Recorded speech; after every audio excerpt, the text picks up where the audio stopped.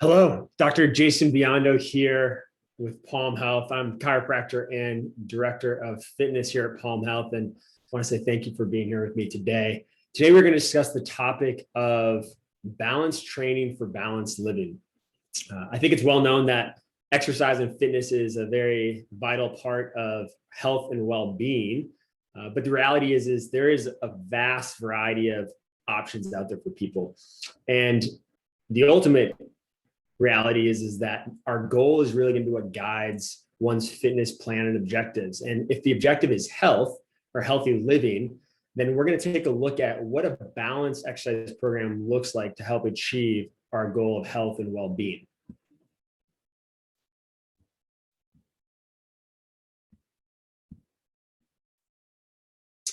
So some of our objectives for today, again, we'll discuss the correlation of fitness and health. What are some of the standards? How do we know what is too much or too little? So identifying the appropriate dosage based on what our goals are.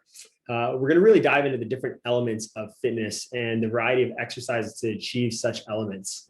And then we'll look at how to design a fitness plan relative to one's fitness goals. And this will be more of just examples because, again, there's so many different directions out there. And as we'll see, it's really dependent on the individual and where they're at in this current state and time. But we'll give some advice and guidance on how we can structure that based on what we might be trying to achieve or where our biggest needs are when it comes to our health. And last, we'll talk about how we can use a more thorough assessment strategy to guide that process. So when we talk about balanced living, the reality is there are many pieces to this equation, right? Exercise is important, as is diet, our relationship, quality of our sleep, work, sleep, faith, spirituality, just to name a few. We can add many more pieces in this pie here, but we're going to really just focus in on that exercise aspect today, which has an influence on really all these other areas within our life and our lifestyle, and they all really go hand in hand with one another. And so, for example, if our goal is weight loss, for example, we know that exercise is a vital part of that. However, diet is an extremely vital part of that as well. And the one cannot necessarily outweigh the other. Things have to work in synergy and have to work together. But let's focus in on how to develop a more thorough, comprehensive exercise plan to achieve those goals. So when it comes to exercise and fitness, again, it really is all about what an individual's goal is. So the general goal is health and how to improve our overall health and well-being, our cardiovascular health, our metabolic profile. We're going to take a look at what elements are important for that. Perhaps the goal is injury prevention. So there might be a little bit more focus on corrective strategies or identifying strength imbalances or weaknesses to help better prepare our tissues in our body. Or again, with injury prevention, we might have to look a little bit more at how we're controlling and managing inflammation in the recovery aspect. For many, it might be weight loss or building muscle mass, improving our body composition. The reality is it's all over the place. And so the key is having SMART goals. And many of you probably have heard of having SMART goals. What a SMART goal is. SMART goals would be specific, measurable, achievable, realistic, and time sensitive.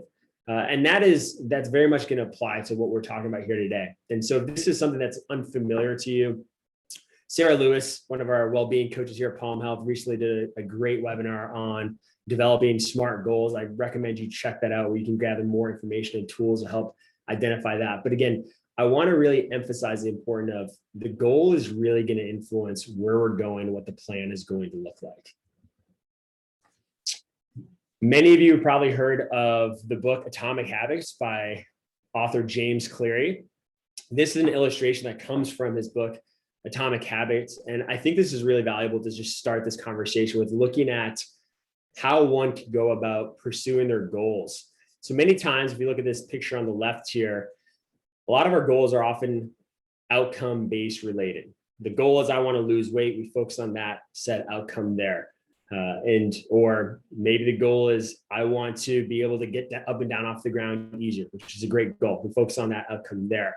And the reality is that there's multiple layers to how we execute the goal. And many of us start on the outside. We focus on the outcomes, hoping that it will change our identity, change who we are. I'm a healthier person because I'm choosing to exercise.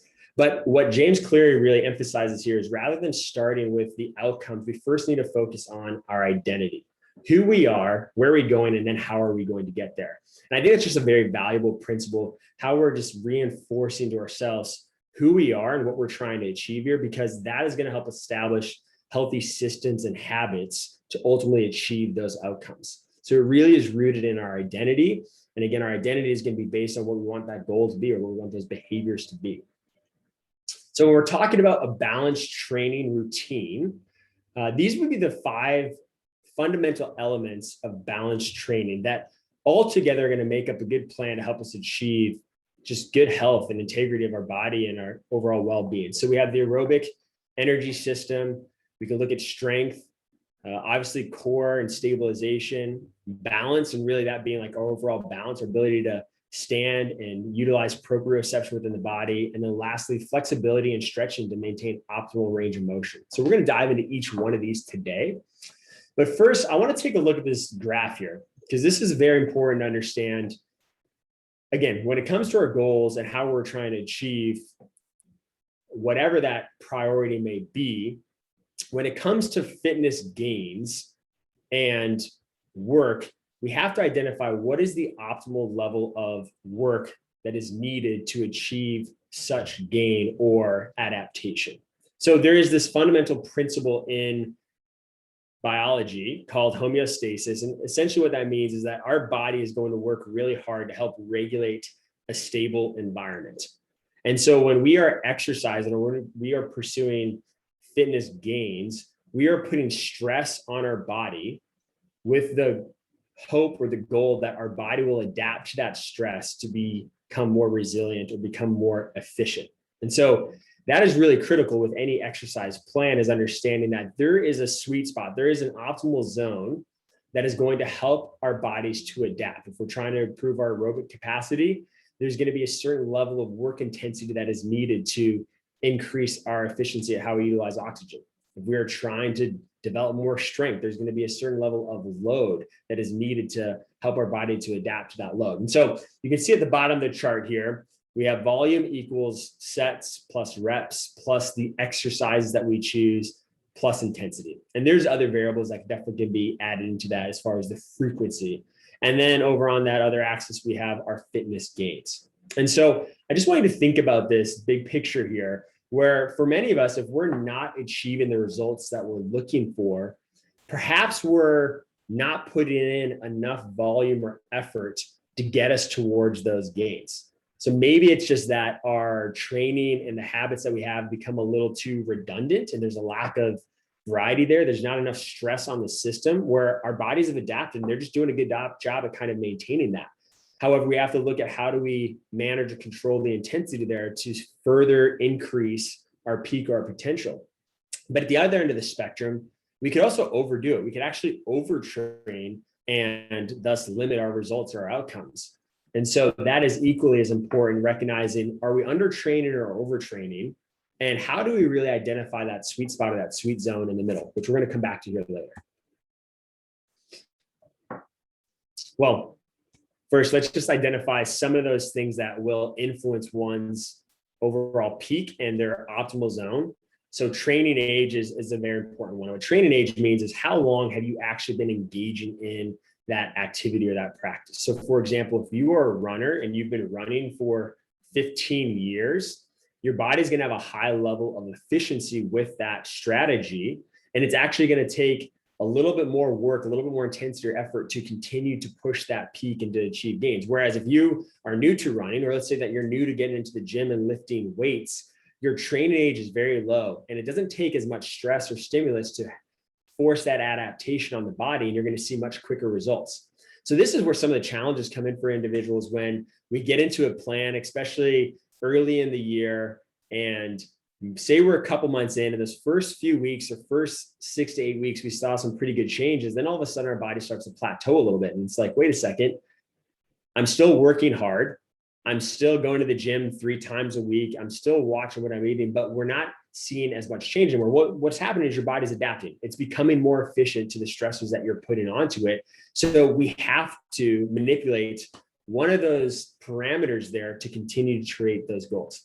Our age is definitely going to influence our optimal zone of work. So someone that is relatively younger, more metabolically robust, if you will, with say testosterone, getting more sleep, etc. They're going to have a larger work capacity there, but also they're going to have to channel in how hard they're working to get to that peak result. Whereas someone that is older, again, we might have to gauge the intensity that's put on it. Other variables, definitely other life stressors. If we're an executive and we're working, 40, 50, 60-hour work week, and we're going home and we're balancing work and family, there's a lot of stressors that our body's having to adapt to. And that can definitely influence our peak and how maybe our training might become a little bit too much or too intense, thus leading to some of the undesirable results of training. So again, we have to take all that into consideration. So again, we have the 5 elements of a balanced training approach, and we're going to start looking at aerobic training or aerobic capacity, which really the essential foundation for fitness. When we talk about aerobic training, aerobic capacity, we're looking at how our body is utilizing oxygen to become more efficient. So we're talking about the cardiovascular system. And there are many health benefits to cardiovascular training, as many of us are aware. And some of those significant ones here that we'll highlight are the ability to reduce hypertension or blood pressure, helping our glucose management and making us more sensitive to insulin. So it helps with glucose intolerance, help improve our lipid profile. So if we have high cholesterol, running and aerobic training can help improve that lipid profile there. So again, it's a very essential form of exercise that many of us are engaging in. And if we look at the dosage or the appropriate amount of exercise that is recommended there, the American Heart Association, the Department of Health and Human Services is going to recommend that there's 150 minutes a week of moderate aerobic activity or 75 minutes a week of more vigorous activity.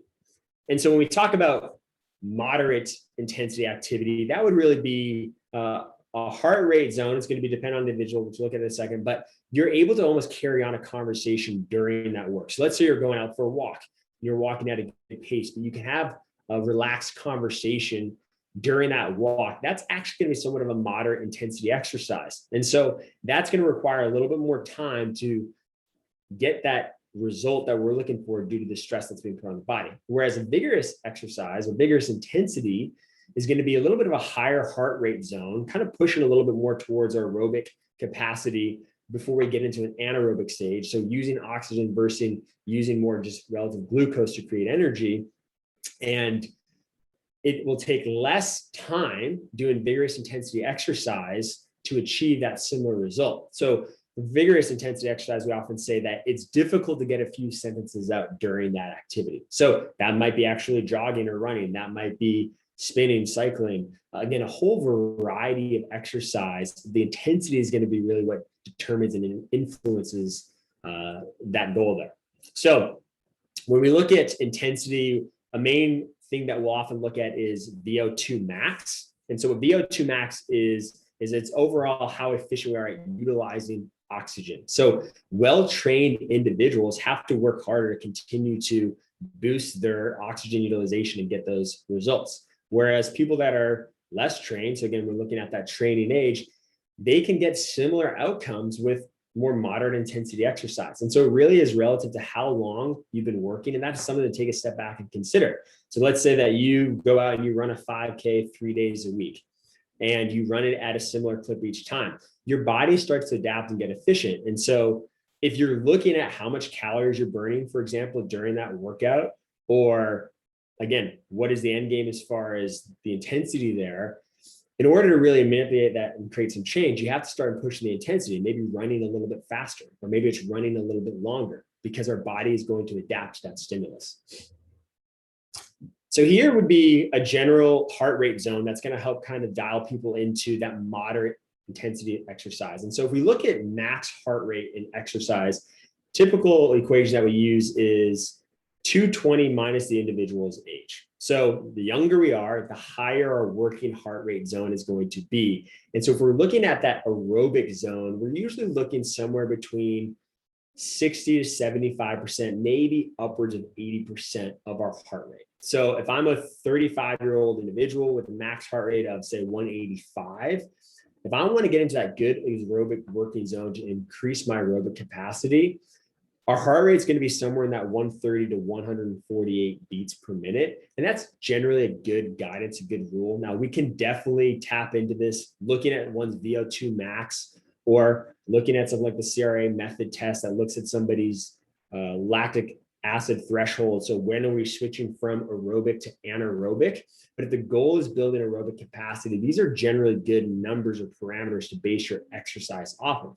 Now, if we want to look on the anaerobic side, where we're not utilizing as much oxygen for that energy production, so it's going to be shorter bursts, a little bit more intense, we're going to work more at that 80, 85, 90% to start yielding those results.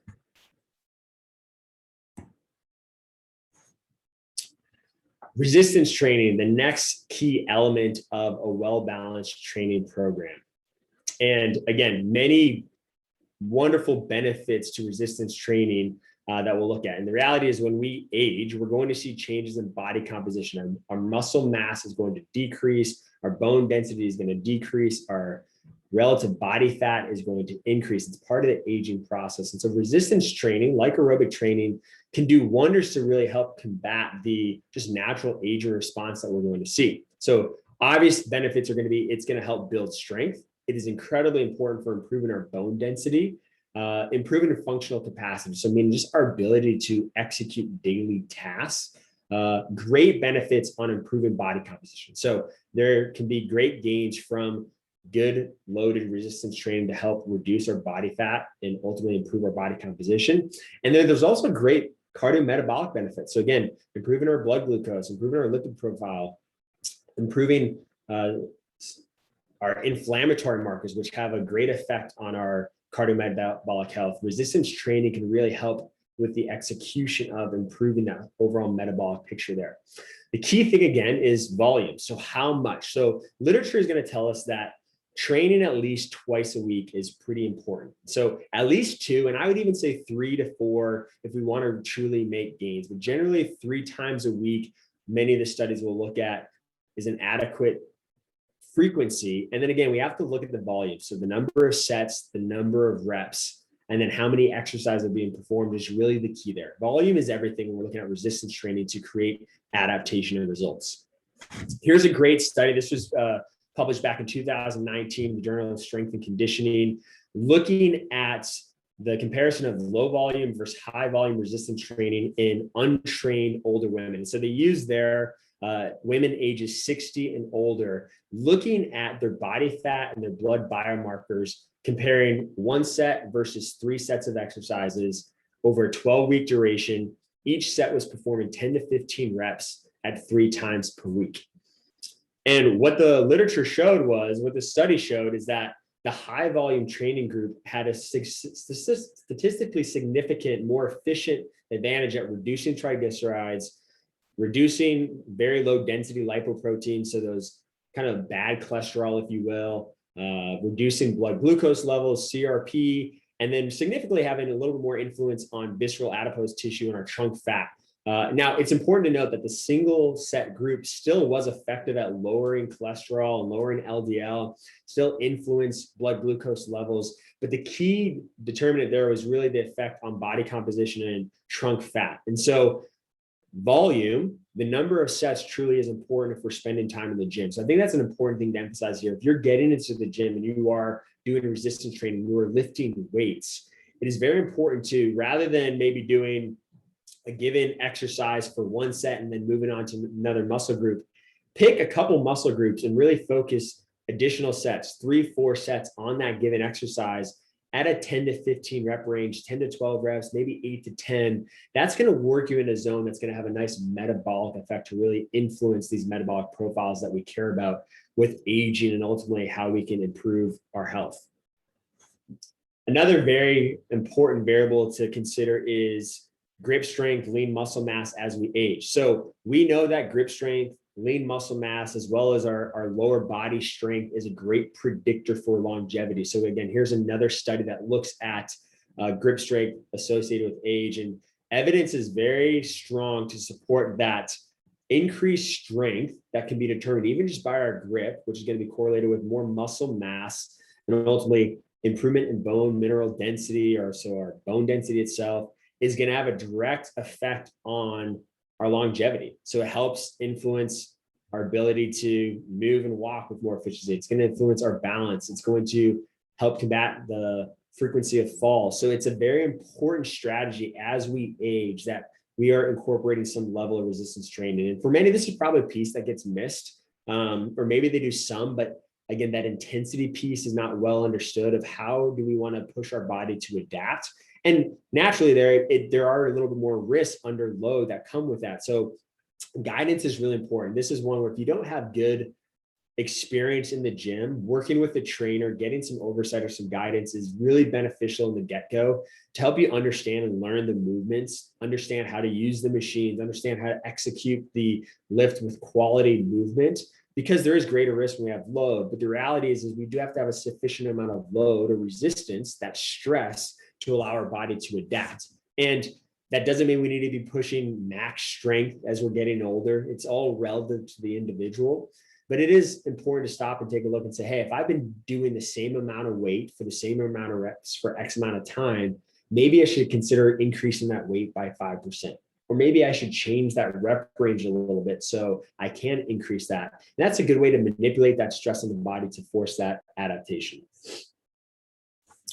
So resistance training is going to be related with muscle hypertrophy. That means growing and developing more muscle. So this is a very important part of performance gains and goals when we're talking about athletes, but again, as we're aging, sarcopenia, or just the breakdown of our muscles, actually starts to occur around mid-30s to mid-40s. So it happens early on in life if we're not getting adequate stress on the body, that tissue is going to break down. So if part of the goal is to build muscle mass or to increase our strength and more muscle mass, then our focus is on hypertrophy. And so here, when we talk about intensity, which is the load that we're working at, that's going to be really, again, relative to how much you can lift on a given exercise. And to achieve those results, when we're looking at hypertrophy, we want to be somewhere in a 75 to 85% range of our 1 rep max. You know, we can even see some results working as low as 65%. But the key there is that if you're doing a very high repetition at, say, a relatively low weight, it is great for building good tone. It's great for maintaining endurance in a muscle, but it's not necessarily going to be as effective at developing hypertrophy of the muscle. And so just reconsidering how we are programming and what we are doing or how we're manipulating our exercise can go a long way. The next key element we're going to look at in our 5 key elements is core training. And so I think everyone is well aware of the importance of an efficient core in a good exercise program. We preach it, we talk about it all the time, not just for our fitness, but just for our day-to-day health. Core is going to be essential for good core strength and integrity, is going to be essential for good posture.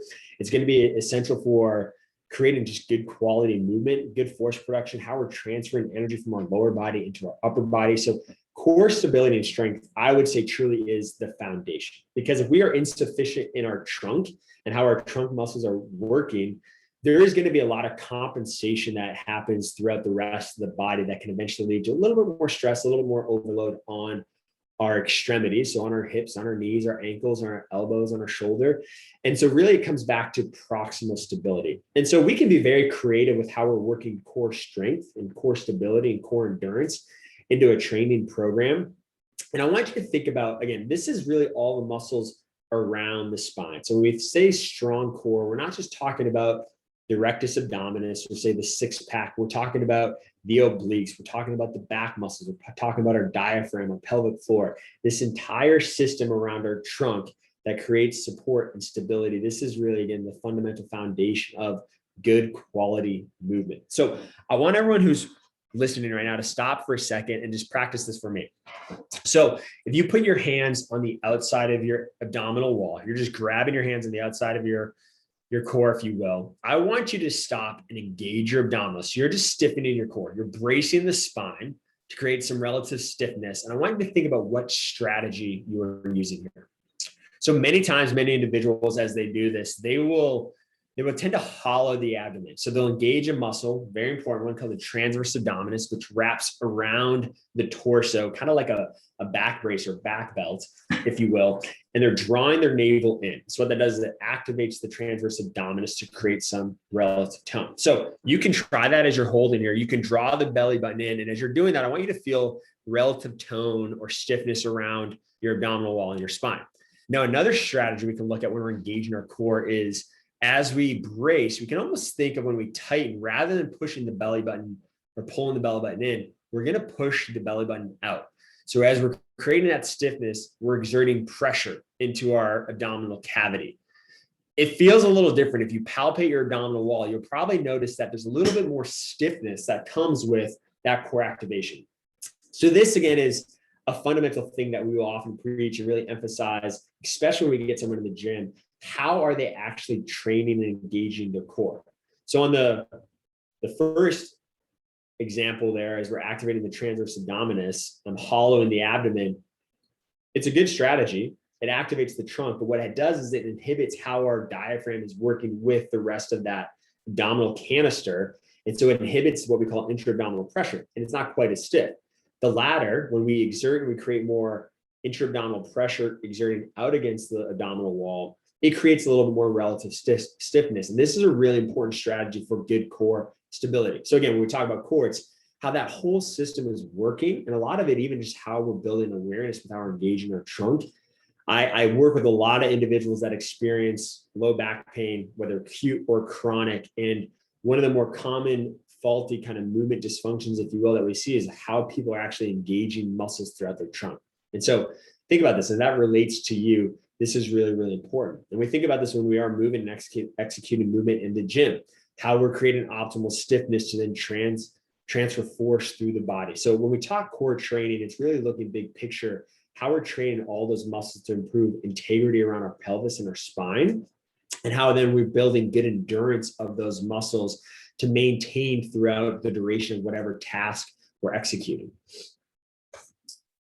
Next, we're going to look at balance and proprioception. Proprioception is our body's awareness of space. We're talking about little receptors, neurons in our tendons, our ligaments, our actual joints that help give feedback to where our body is. And so balance is another very important part of the aging process and building our proprioceptive system. And so when we talk about balance, that's going to be the feedback that our body is giving us from our joints and those receptors. It's also going to be what our visual system, our equilibrium is giving us to help control balance. And so working on balance is important at all stages, but we start to see a lot of compensation really start to kick in again, late 30s, 40s, definitely into our 50s, where there's a pretty significant drop off in that proprioceptive function. So this is another really important piece to think about and work into our training or into our exercise. Like stand up right now and try to stand on one leg. Can you hold that for 10 seconds?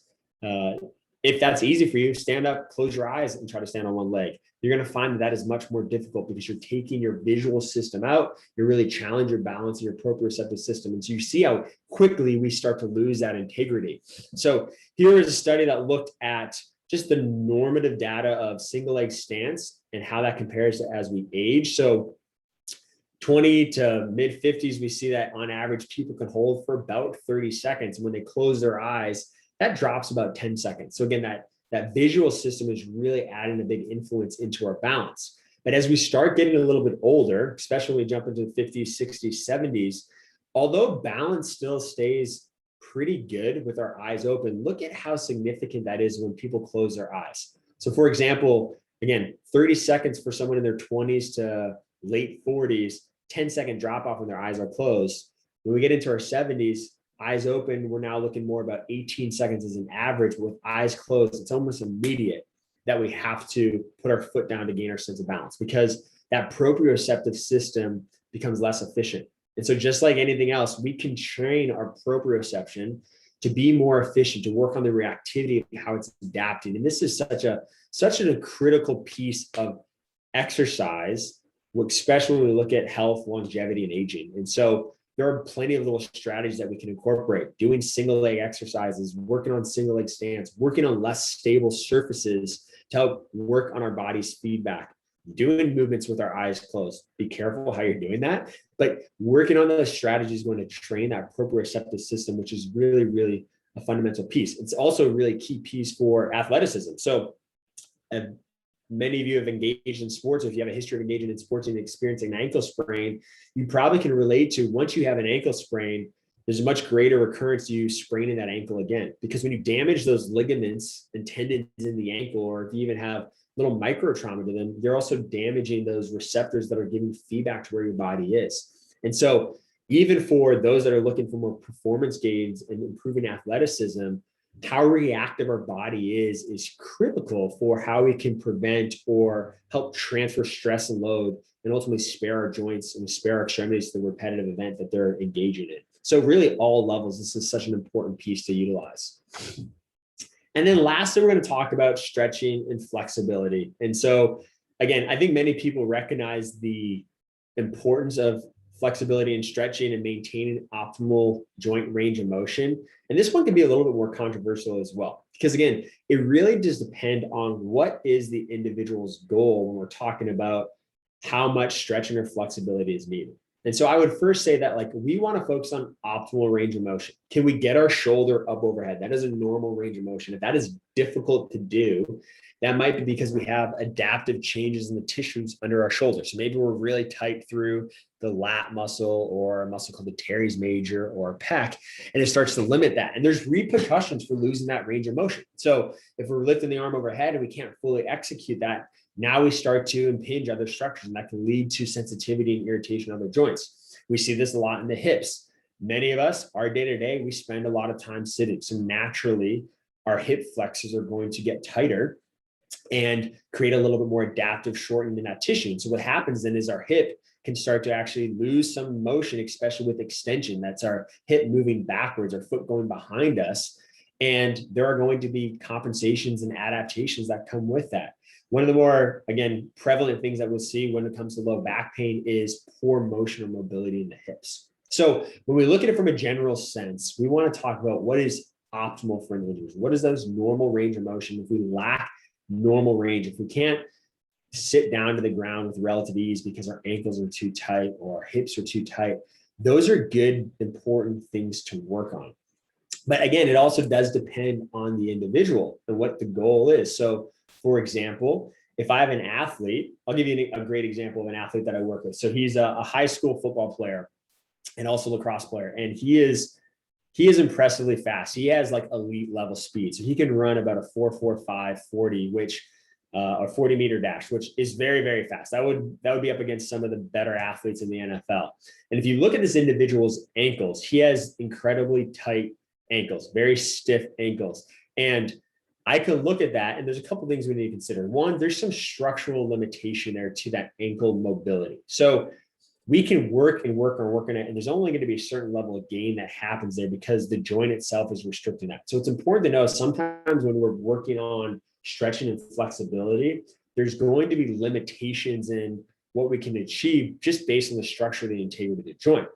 But another thing to consider for this individual is his tight ankles make him have very good springs that make him very good at propelling himself, that give him speed. So the benefit to tight ankles for him is his speed and being faster. And so if I were to go work on really trying to make looser ankles for him, I could actually take away some of his speed and then add a detriment to his performance. So again, it's all relative to the goal. And so we have to consider that. Another good example would be tight hamstrings. Many of us experience tight hamstrings. And so there's definitely an optimal range of motion that we need through our hamstrings, through our hips, to help unload stress on our knees and on our low back.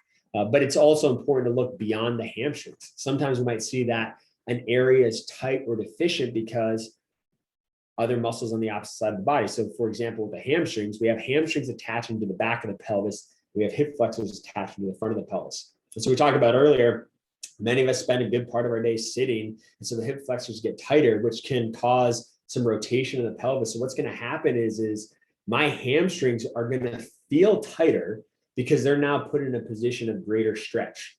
Whereas if I'm in a more neutral pelvic position, this is my pelvis, I tilt it forward, I'm taking that tissue and I'm pulling it away from its opposite attachment.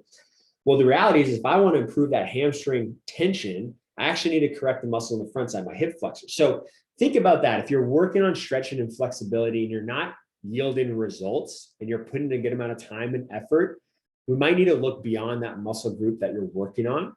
But there is definitely an appropriate amount of frequency that is recommended when we're looking at trying to build flexibility and create optimal outcomes. And so, again, the literature supports that a minimum of 2 to 3 times a week is enough to start creating some flexibility change.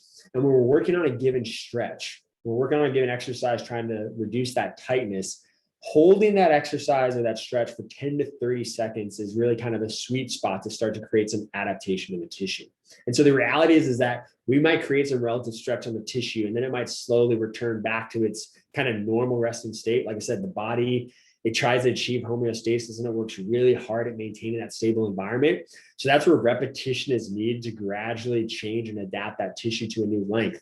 And so frequency is so key when we're talking about flexibility. Minimum of 2 to 3 times a week, but truly 3 to 4 times is really going to be appropriate, and really daily if there's a true muscle tightness and shortening or adaptive change that requires a lot of consistency. I would say hit that area every single day. You don't need to be stretching every muscle every day, but really target and identify what is the limited one and make time for that, which, as you can see, it doesn't take much. But that is a very important and effective strategy.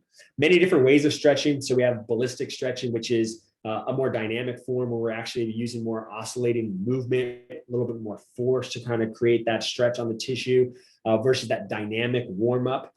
And those ones are more valuable and important when we're talking about pre-activity or pre-exercise.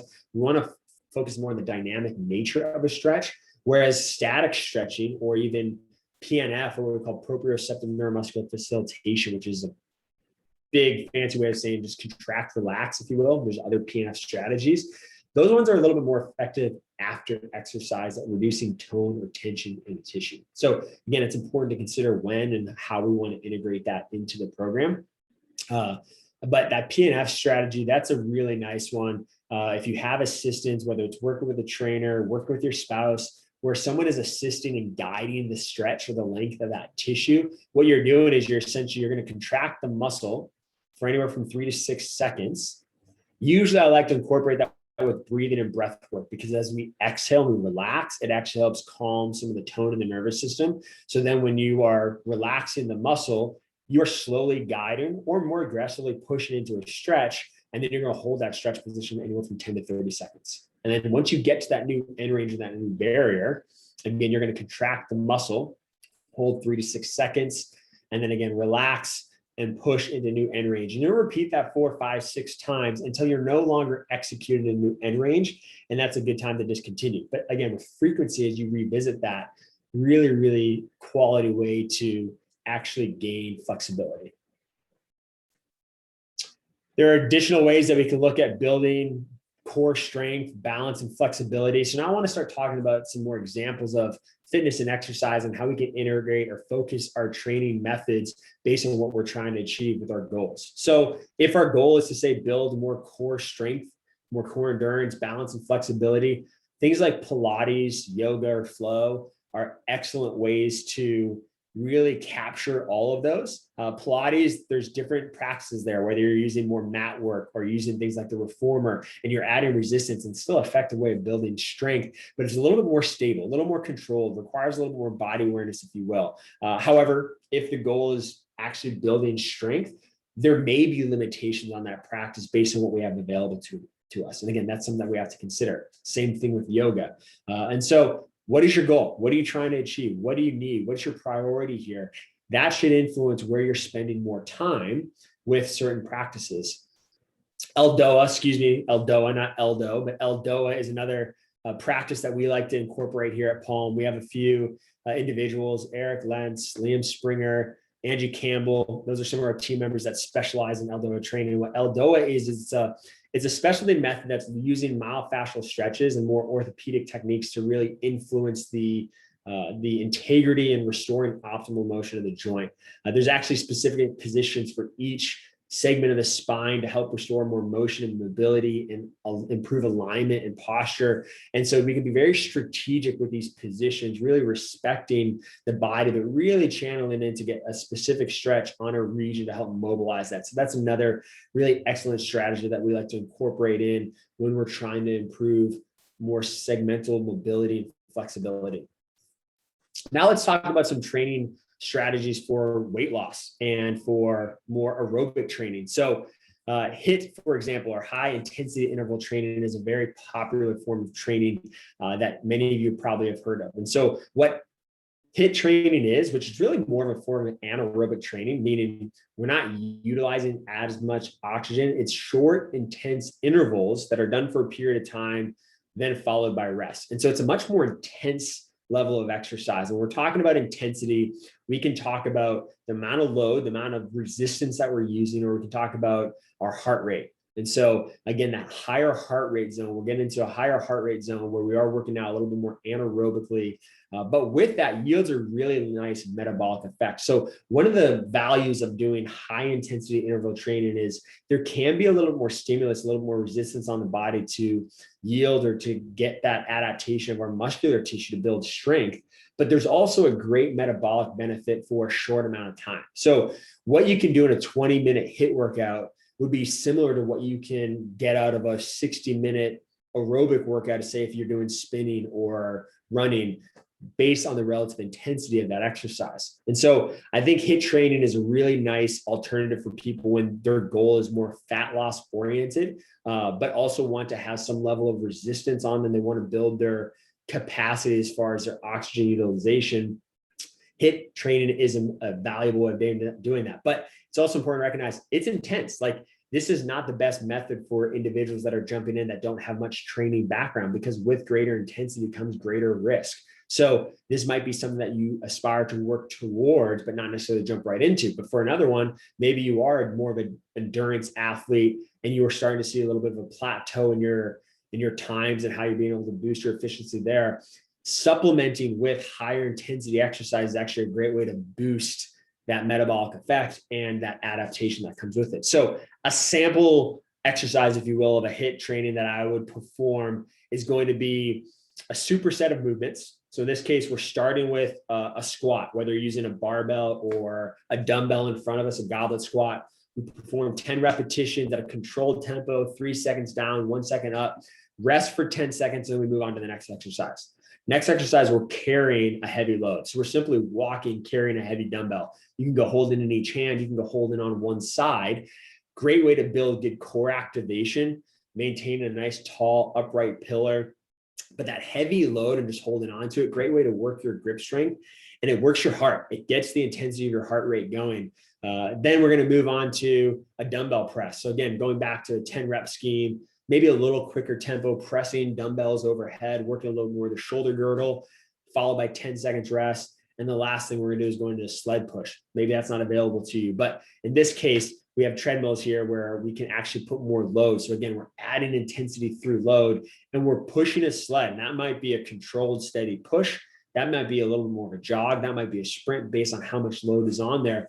But you're pushing that load, increased intensity for 30 yards. And then we capture a nice rest interval, 75, 90, even upwards of 120 seconds to allow for adequate recovery before we come back and repeat that circuit. And we might complete 4 to 6 rounds. So again, an exercise like this might take all of 20 to 25 minutes, and the actual working time is not that much, but there are great benefits to HIIT training. So we know that there's more calorie expenditure in a short amount of time. So what you can do in 20 minutes versus 60 minutes if you're limited on time, there's really great benefits to the growth hormone response. So what happens after the exercise, not necessarily during it, but what happens after the exercise is really, really important as well. And so literature shows that there's increased calorie expenditure throughout the day after a high intensity interval training. And part of that is because we get a spike in growth hormone. So growth hormone is going to elevate, and that is so vital for helping us to burn fat, help us to build lean muscle mass. So that's, again, another great option, a great alternative for some aerobic, anaerobic training when our priority, our goal is fat loss and lean muscle mass. Tabata is another form of interval training. And so what Tabata training is, this is actually a pretty amazing form of exercise here. So Professor Azuma Tabata, he was a scientist over in Japan working with Olympic athletes, specifically with speed skaters. And what they did is they took these speed skaters and they put them in these really intense bouts of 20-second intervals on a stationary bike, followed by 10 seconds rest. And they would perform 8 rounds, so a total of 4 minutes of really, really intense exercise. And again, that was shown to be compatible with what they were doing at a 60-minute interval. And so when we manipulate that intensity, there's a lot of boost that can come with that. And so we can get creative with Tabata exercises. For example, we might do body weight squats. You're doing 20 seconds on, 10 seconds off for a total of 8 rounds. We can alternate and even superset that with doing, say, push-ups or dumbbell press, 20 seconds on, 10 seconds off. And you can see how fatigue starts to kick in. It becomes difficult to maintain that quality of movement against a resistance and against the load. And so the body gets very taxed in a short amount of time. But this is shown to be a really, really effective way at triggering that intensity and that metabolic response, which is a great way to boost metabolism and again, yield some of those fat loss goals if that is your goal. This might be a little bit more formal way of how we might develop a training program for weight loss and hypertrophy. So this would be something like I would actually do with a client in the gym. And this is going to go through from warm up to a little aerobic capacity training, and then actually finishing with some resistance, and actually a really, really beneficial way to boost some hypertrophy while also getting us into a nice state of being able to burn fat in the process. So a good dynamic warm up, we might start with just doing a little foam roll in some of our bigger muscle groups that we're training for that day. So if I'm going to do some lower body exercises, such as say lunges or squats, I might roll out my quads for 30 seconds. And what that does is just changing some of the tone. It's changing some of the awareness in that tissue to help prepare the muscles for movement. I then might go into a little bit more of a dynamic stretch. And again, it's important to go dynamic before exercise, meaning we're not holding it for a sustained period of time. We're simply working through optimal range of motion, kind of gradually preparing that tissue to take on more range. That might be all of 30 to 60 seconds. Again, it's pretty brief. And then I might follow that with a few core activation exercises that I know I have a little bit more need or a little more focus on. So if my hip flexors are tight, I'm going to focus on activating my backside. I'm going to focus on activating my glutes as part of my warm-up, because those tight hip flexors can create a little inhibition of those muscles, those antagonists on the backside. So I'm going to prepare those tissues and those muscles for the work that's about to come. I might also hit that with a side plank, working on just some good activation and tone throughout my lateral trunk or the outside of my abdominal wall. Boom, now I'm ready to jump into my aerobic warm-up. Here, maybe it's doing 400-meter runs. And again, we can do that for an interval of time. We're kind of flirting a little bit with that aerobic, anaerobic range. Maybe that's getting on there and just doing a 10-minute run, but working in that heart rate zone, like we said, relative to that moderate intensity that's appropriate for you, and warming up there. And then I'm going to finish the exercise with some good resistance training. I might pick 4 or 5 exercises, executing 3 to 4 sets of those at my targeted rep range. And again, that's going to depend on the goal. And so if my goal is hypertrophy, usually we're going to focus on anywhere from 8 to 12 reps. If my goal is endurance, we might increase that rep range and focus on more of 12 to 15, 15 to 20. If my goal is strength, I'm probably going to tweak the system a little bit. I might cut the aerobic training before that because I don't want to tax my nervous system before I'm going to go apply heavy load. So again, it's all relative to what is our goal? What are we trying to achieve? Another example of how we might execute a strength endurance workout. So again, how we can use resistance training, but challenge our aerobic system in the process using things like supersets or giant sets. So that's when we're coupling multiple movements together with short rest intervals, followed by adequate rest to get good recovery before we go execute that movement again. So superset, we might do a single arm bent over row with the antagonist going to work the chest, so doing some type of pressing movement. So I'm still building in some rest, but I keep my rest time short. Or maybe we do something like a giant set where we have 3, 4, 5 exercises, really hitting those muscle groups, kind of working them to a little bit more fatigue or failure, and then alternating with another set of muscle groups. So these are great strategies when we're using resistance in addition to trying to build some level of aerobic capacity. This is another really popular form of training to help improve body composition. So German body comp training, again, this is similar to what we were just talking about, utilizing those supersets and giant sets. And so the key here is One, we're working, again, a good amount of volume. There's a pretty high amount of volume in a given workout session, and we're using a lot of bigger compound movements. So there's a lot of big muscle groups that are working here to execute efficient strategies that really just put a big challenge, a big stress in the body. So for example, we might superset our A exercises doing a lower body and upper body. And I can go with short rest. I can even go shorter than 45 seconds because as I'm working those opposing muscle groups, there's still some rest time built in. The important thing here to recognize is like some rest is important because we have to recover those metabolic stores in our muscles to continue to execute the movement. And so still having some built-in rest time is key, but we can manipulate what movements we're doing, what body parts we're doing to shorten that rest. And again, help kind of trigger a little bit more of that aerobic activity during our exercise to get us into a little bit more of a fat burning state. So those are some samples of exercises that we might incorporate when we're looking at really getting specific plans. And again, if we're looking at a well-balanced training program, we know that we need to have some level of aerobic training. And that might be 2, 3, 4 times a week. It really is going to depend on the individual, their goal, how much time we have, where we're going to be most efficient with that time. But you need to kind of stop and take a step back and say, hey, what are my needs right now? Where am I currently? What am I trying to achieve? Where am I trying to go? Right. And so another way that we like to do that is through just thorough assessment. So we like to utilize a functional fitness assessment in addition to some body comp analysis here at Palm to help identify an individual's weaknesses and their imbalances. You know, we might even do additional testing where we're looking at actual strength balance and strength ratios in the gym to identify, okay, where are we deficient under load? And so it starts with assessment and looking at one's movement, the quality of their movement, where may there be restrictions in their mobility, where may there be imbalances in their trunk or in their shoulder girdle or et cetera, just different variety of muscles, where may there just be poor proprioception and balance.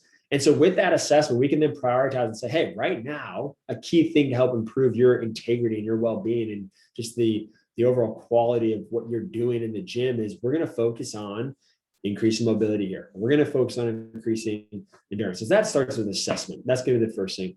We then can really draw into those and take good corrective strategies to implement or to start rectifying those imbalances or those weaknesses. But it's important to come back and reevaluate. So we might find like, I have very poor mobility in the hips. Okay, I'm going to take an 8-week little cycle where I'm going to work on my mobility in addition to some of the endurance training that I'm doing, and then come back and see, have I actually gained more optimal function in those areas? And then if so, it's time to regroup. It's time to change that plan and now start working on the next strategy. Maybe that's building a little bit more resistance training to actually strengthen through the new range of motion that we have. And so we look at assessment, we look at our corrective strategies, and then lastly, we develop the good systems, the good plan to help carry out and execute those goals, to help change that behavior, what we're trying to achieve. So here's an example of some movements that we would look at when we're doing our functional fitness assessment. Single leg stance. So again, looking at balance. It's often so underappreciated, but so vitally important. And then looking at a lot of our big kind of global movements that we see throughout day-to-day life, as well as that we're going to see in the gym. So how well does a person squat? How well do they lunge? How well do they hinge through their hips versus moving through their spine? What is their push strength versus their pull strength? Again, respiration. Are we using our diaphragm well to help create intra-abdominal pressure?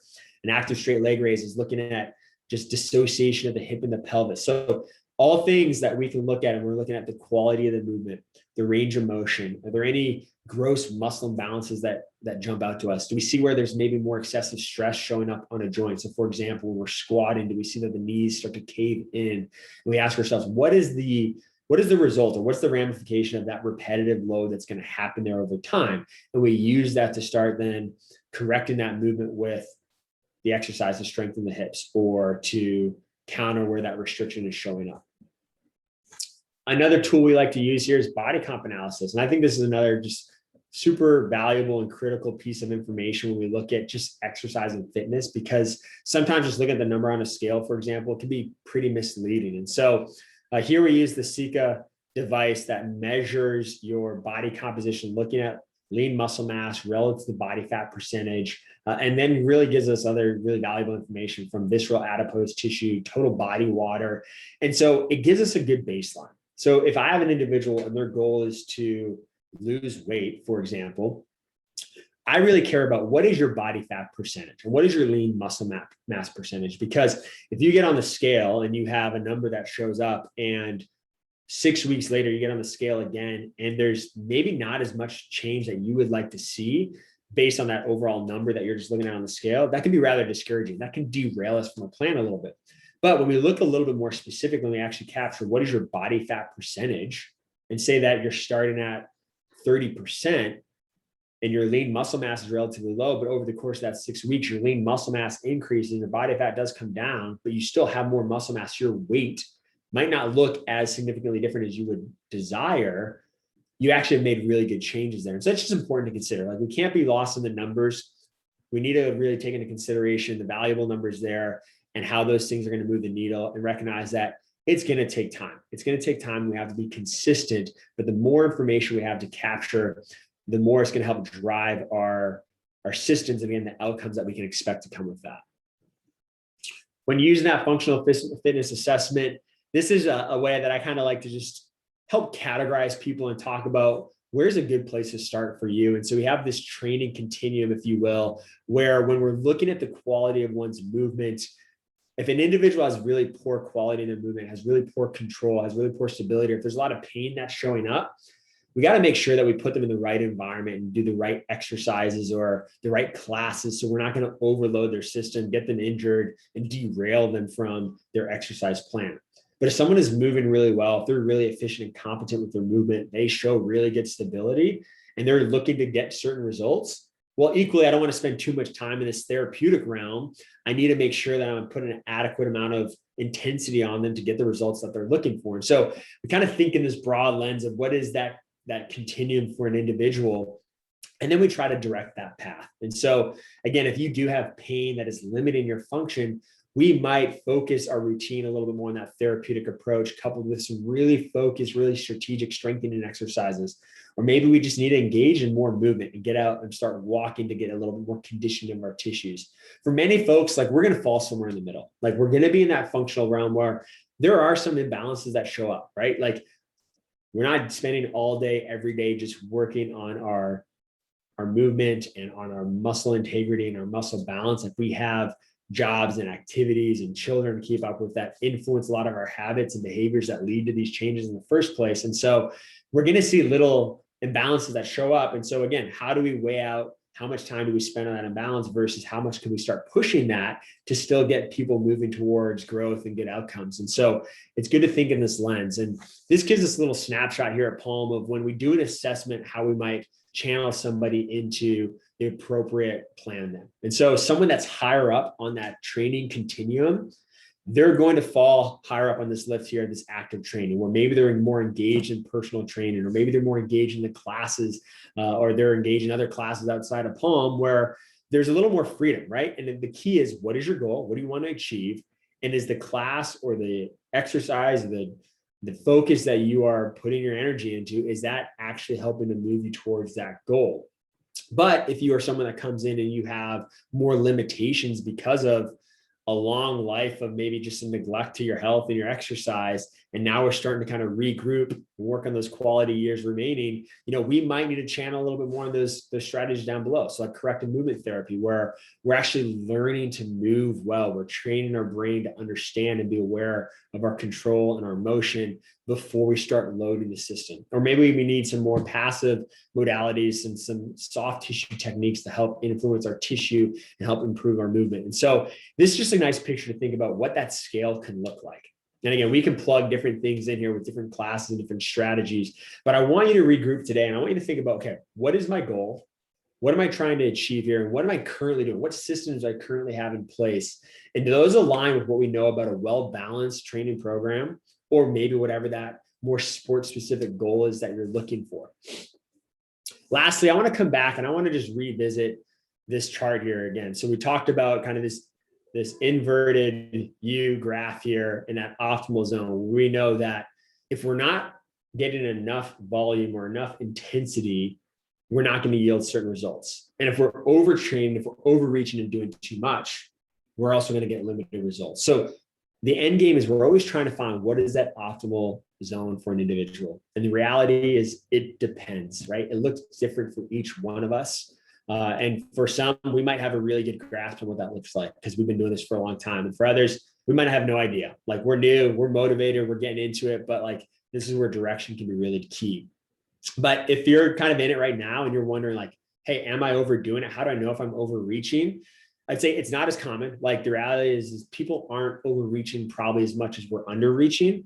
But like if you're consistently or running into recurring injury, like you might want to consider what you're doing and is that the appropriate strategy for what you're engaging in? Because if you're consistently getting overuse injuries or things like that, maybe you are overdoing it. Maybe it's just the volume that you have, or maybe it's because you don't have good recovery strategies in place. If you're seeing that your immunity is constantly taking a hit, if you're constantly running into little sickness and colds, again, that could be because you're overtraining. A loss of motivation, depression is also tied to overdoing it. And so for some individuals, we need to pump the brakes a little bit. We need to slow down. We need to have better recovery strategies and allow our nervous system, our sympathetic nervous system, to take a bit of a break and really help facilitate our parasympathetic nervous system. And for others, we got to boost it. We got to say, hey, we need to add a little bit more in what we're doing. Although it's good, it's not necessarily enough to truly move us towards what we're trying to achieve. And lastly, let's just think about some common exercise mistakes. Because again, maybe we're motivated, whether it be like a New Year's resolution or we hear this webinar and we say, okay, I got it. I'm ready to get out there and go do this. Here's just some things to consider so we don't derail ourselves with some injuries or some setbacks. So one, don't increase the intensity too fast or too much too soon, right? So a general rule is don't increase the intensity or the volume more than 10% in a given week. And I would even say maybe scale that to 5%.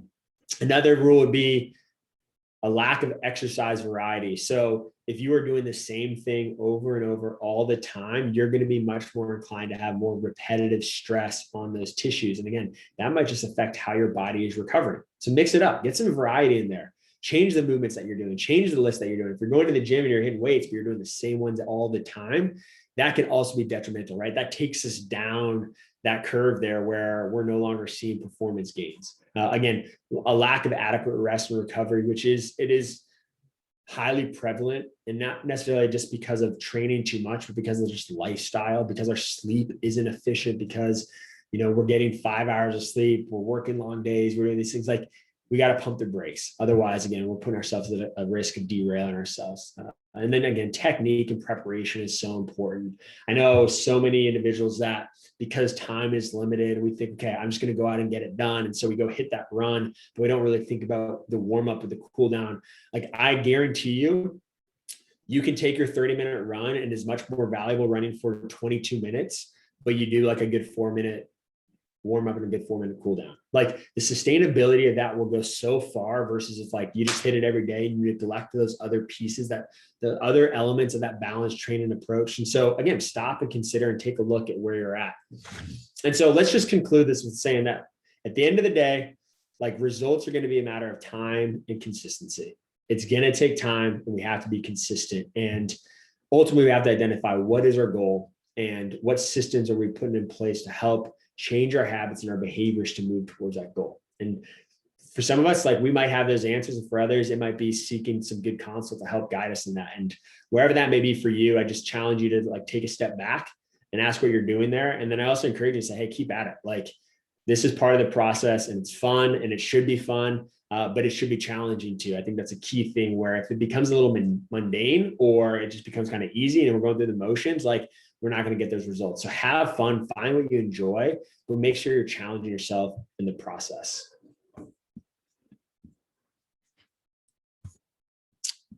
All right, so that will wrap it up. Balanced training for balanced living. If you have any additional thoughts or questions or looking for resources, please visit us at palmhealth.com and you can find some great resources on there. It's a pleasure to be here with you all today and look forward to doing it again in the future. Take care.